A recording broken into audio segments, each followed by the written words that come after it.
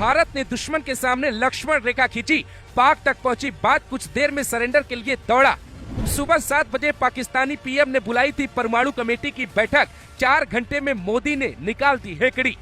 PM Modi की ये बैठक सुबह चल रही थी, नीले रंग की जैकेट थी। नेवी चीफ दिनेश त्रिपाठी कुछ लिखते हैं, इस मीटिंग के बाद बाहर जानबूझकर भेजी जाती।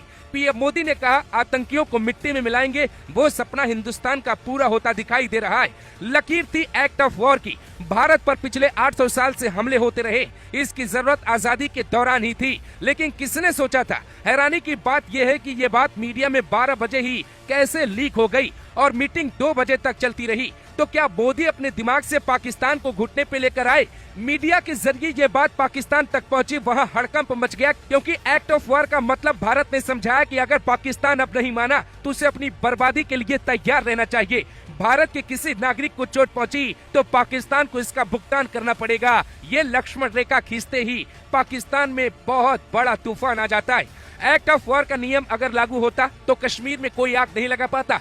जवाहरलाल नेहरू ने कश्मीर में 370 लागू किया, एक्ट ऑफ वॉर लागू क्यों नहीं किया? पीएम मोदी के इस फैसले के बाद शाम तक युद्ध का खुला ऐलान भारत कर सकता था। खुले ऐलान का मतलब कराची शहर के ऊपर राफेल होता, सुखोई लाहौर के ऊपर होता। 3:45 पे पाक के डीजीएमओ ने भारत के डीजीएमओ राजीव घई को फोन कर सरेंडर कर दिया, क्योंकि भारत ने साफ कहा कि हमारी लड़ाई आतंक के खिलाफ नहीं थी, इसीलिए हम मर्यादा में पलटवार कर रहे थे। जब युद्ध का ऐलान होता तो भारत सख्ती से पाक को तहस नहस कर देता। कराची शहर में घुसती सेना पोर्ट और एयरपोर्ट तबाह करती, पाकिस्तान की कमर टूट जाती। भारत ने अपनी कूटनीति की ताकत दिखाई। अमेरिका तक बात भारत ने नहीं बल्कि पाकिस्तान ने पहुंचाई। अमेरिका ने पाकिस्तान का हाथ पकड़ के भारत के सामने कई प्रस्ताव के प्रपोजल दिए। पाकिस्तान ने अमेरिका के पैरों में गिर के IMF से $2.4 बिलियन का कर्ज लिया। इसके बदले में अमेरिका ने पाकिस्तान के मुंह में अपनी बात डाली।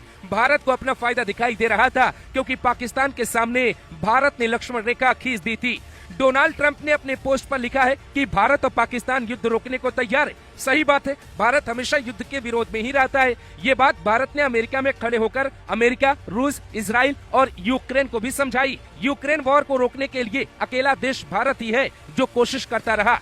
तो डोनाल्ड ट्रंप नेता बनने के चक्कर में एक बिगड़ैल देश की पैरवी कर फंस गए। पाकिस्तान बिगड़ैल है, ये बात हर कोई जानता है, कुछ ना कुछ करेगा। भारत अपनी लक्ष्मण रेखा के लिए प्रतिबद्ध है। अगर पाकिस्तान ने छेड़ा तो वो युद्ध माना जाएगा और वहाँ अमेरिका कुछ नहीं कर पाएगा, क्योंकि भारत ने अभी रूस और इजराइल की नीति का प्रयोग ही नहीं किया। इसीलिए मैदान छोड़कर भागा पाकिस्तान, लक्ष्मण रेखा के साथ खड़ा हिंदुस्तान। हिमाकत करके देखो, फिर भारत क्या करेगा अंजाम, थोड़ा याद करके रखो।